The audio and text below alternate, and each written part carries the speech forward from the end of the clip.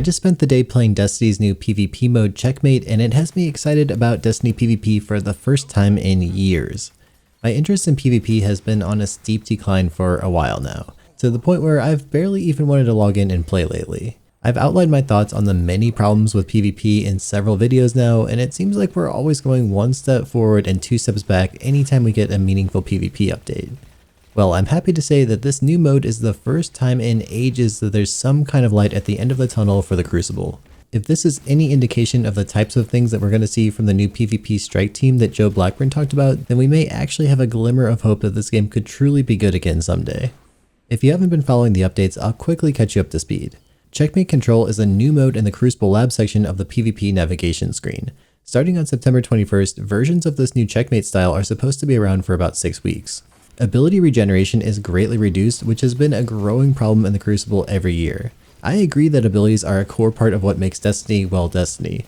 But for many of us who enjoy the gunplay in Destiny, especially considering it's some of the best feeling gunplay of any FPS game still in 2023, this is a very welcome change of pace. To go along with the less frequent abilities, the time to kill in PvP has also been slightly adjusted. It's not a huge difference, but it does feel quite noticeable. Situations often require a couple more bullets than you're used to, and in my experience so far testing this mode, I feel like I'm really starting to see a widening of the skill gap. Times where my aim feels on point have been really rewarding, and there's also been a lot of punishing times where my focus is wavering a bit and I just don't fully commit to tracking an enemy player. To me, this feels amazing in gaming. It's basically the core reason of why I play games at all these days. I just love the feeling of improving while putting some work in on my aim, my movement, and game sense. Outside of the TTK changes, there's also a few other tweaks. You no longer spawn with special ammo, and instead you earn it by capturing zones, getting kills, and landing damage. Also, when you die, you don't lose any of that earned special ammo. I wasn't sure what to think about this idea before testing it, but so far I absolutely love it. It makes the choice of when to use your special ammo so much more thoughtful, and it equally rewards good performance with your primary weapons. Plus, since you don't lose it on death, you're less likely to just spam away all of your ammo before dying like you might with an excess amount of ammo in normal PvP. Gaining special ammo progress on capturing zones is also so good. It actually incentivizes players to play the objective and be directly rewarded in some way other than just seeing that final scoreboard win or loss. This is a genius move to make players actually want to play the objective in these games, and I found myself capturing way more zones than normal just to keep the special ammo flowing.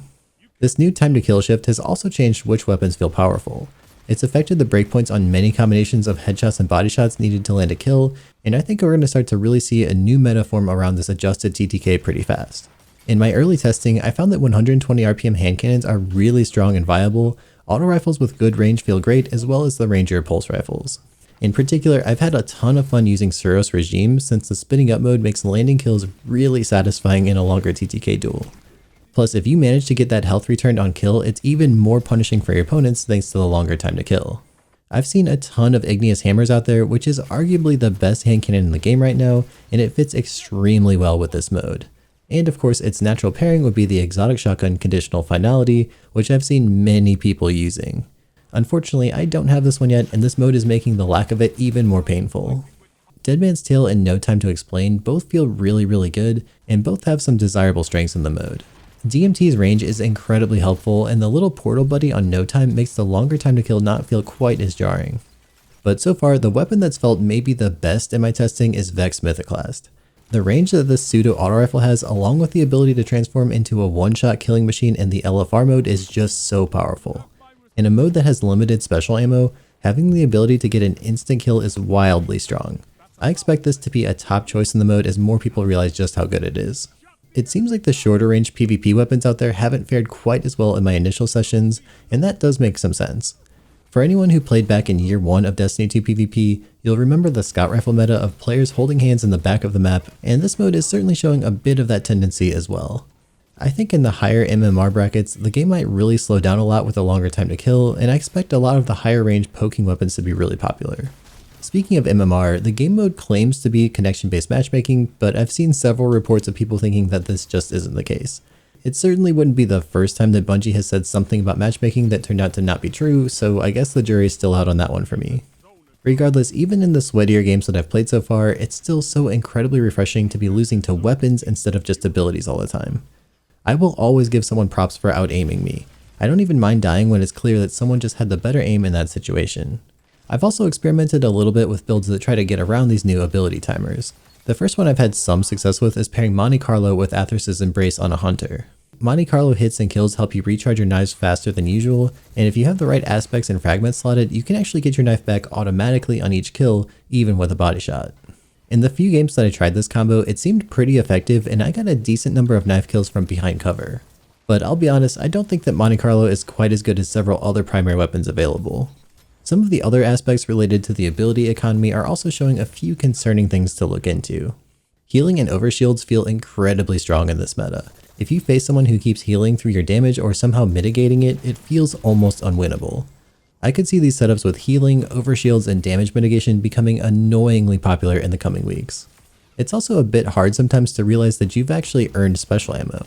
You really need to keep an eye on your UI to track that special ammo bar, or just see the ammo pop up in your ammo counter area. In the middle of an intense fight, you'll often not realize that you had special ammo earned halfway through the fight that could have been really helpful. I think having a slightly more noticeable callout or some kind of louder sound that special ammo was generated could be really helpful in this mode. One of the nicest things that I've noticed so far is that it feels much more achievable to win a fight where your enemy opens up with an ability compared to the regular Crucible. In normal PvP, if someone suspends you or freezes you or uses a grenade, your death feels like a foregone conclusion. But with the longer TTK, you really have a fighting chance to come back and win many of those engagements if your aim's on point. It's especially winnable if you can move really well and make your opponent miss a few extra shots. Duels also feel so satisfying since you need to hit more shots. All the time that I've spent in aim trainers feels so much more noticeable, especially with the longer duration tracking weapons like auto rifles.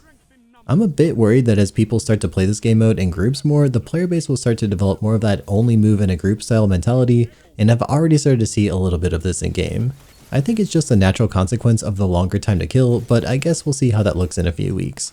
Regardless, I'm so happy to see Bungie truly mixing things up and testing some different modes. PvP has felt stale for so long now, and I'm thrilled that we're finally seeing some new ideas coming to the table to make the game feel more interesting again. To me, this feels like what the Crucible Labs was supposed to be in the first place. If you've played this mode at all yet, I'm really curious to hear what weapons you're finding to be most effective, and also just your overall thoughts on the game mode and the longer time to kill.